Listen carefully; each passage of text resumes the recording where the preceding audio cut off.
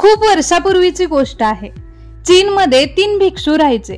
त्यांचं नाव कोणालाच माहित नव्हतं, कारण त्यांनी कधीच स्वतःबद्दल कोणाला काही सांगितलंच नव्हतं। सगळे लोक त्यांना हसणारे भिक्षुक म्हणून ओळखायचे।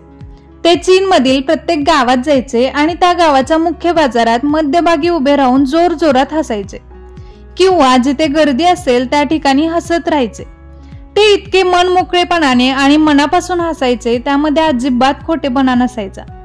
त्यामुळे सर्व लोकांचे लक्ष त्यांच्याकडे जायचं आणि त्यांच्या भोवती गर्दी व्हायची।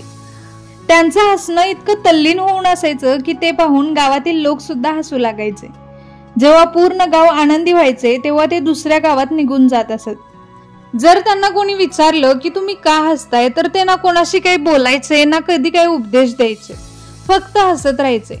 त्यांचे ते हसणे पाहून सगळे लोक आपलं दुःख विसरून आनंदित व्हायचे। हळूहळू ते भिक्षुक चीनमधील सर्व गावांमध्ये खूप प्रसिद्ध व्हायला लागले।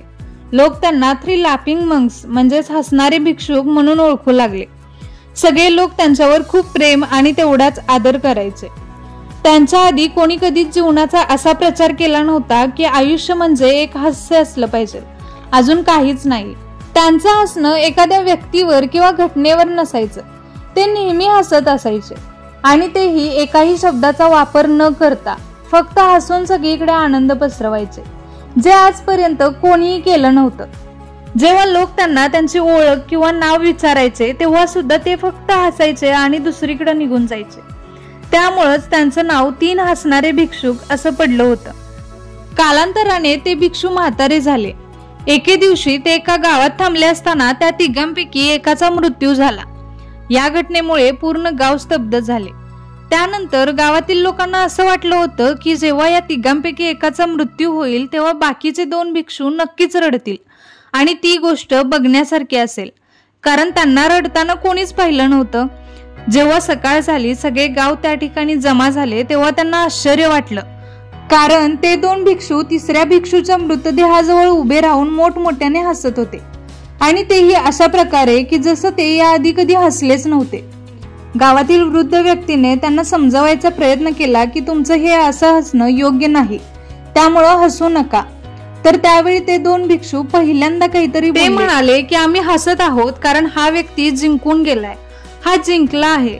आमच्यामध्ये नेहमी अशी चर्चा होती की आपल्यामधील सगळ्यात पहिले कोण मरण पावणार, आणि आज हा मरण पावलाय, म्हणजे तो जिंकलाय आणि आम्ही हारलोय।